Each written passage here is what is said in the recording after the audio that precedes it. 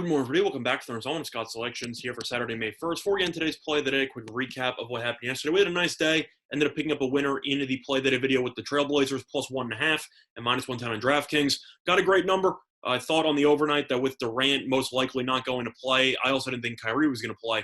I thought that Portland would end up closing as roughly a 3-point favorite or so. This is exactly what happened. Portland closed at -3. Durant did not play. Kyrie did.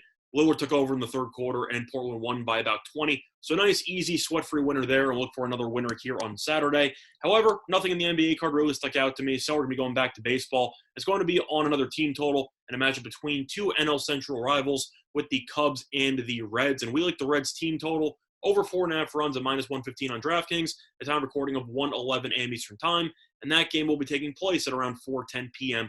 Eastern Time. Now, first of all, if I were to give you all a trivia question, and I asked you who is currently leading all of Major League Baseball in runs per game, I'm sure none of you would have guessed the Reds, but that is the correct answer. The Reds are averaging 5.33 runs per game, which I just said is the best amount in the entire league.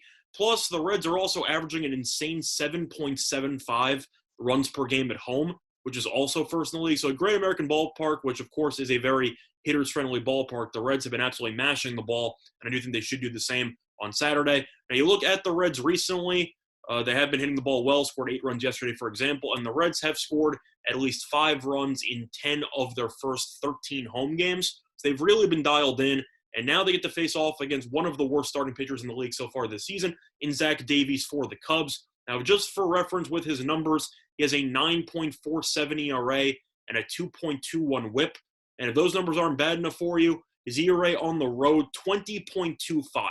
He's been getting absolutely destroyed.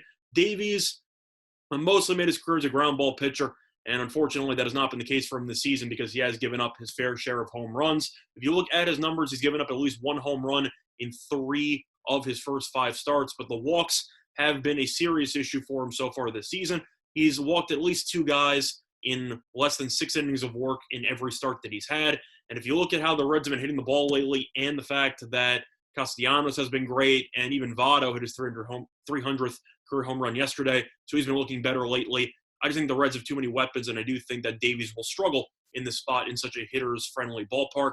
Plus, you look at the Cubs, this team has been miserable on the road, and to put into reference, the Cubs are 3-8 on the road, and they have allowed at least 5 runs in 8 of their first 11 road games. The Cubs have been really awful when it comes to limiting the opposition scoring on the highway.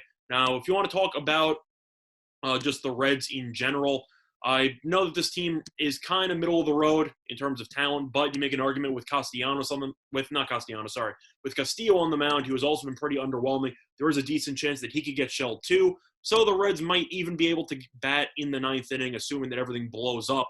But you want to look at some trends for the total. The over is 36, 15, and 5 in the last 56 meetings in Cincinnati, and the over is also 3-0-1 in the Reds' last 4 games. So everything being considered, with Davies being such a bad pitcher and the fact that the Reds are currently number 1 in the league in runs per game overall and runs per game at home, 4.5 at -115 is too low of a price, and I do think the Reds should score at least 5 runs in this game, potentially even more, depending on how bad Davies pitches. But the Cubs' bullpen's middle of the road, so even if Davies does pitch, I'd say decently, maybe 5 innings, 3 runs, there's no guarantee that the Cubs will be able to get through the last couple of innings unscathed. But the play of the day, once again, here for Saturday, May 1st, is going to be on the Reds team total, over 4.5 at -115 on DraftKings. That's been This is Tom Scott. Looking to all of you respect the best today.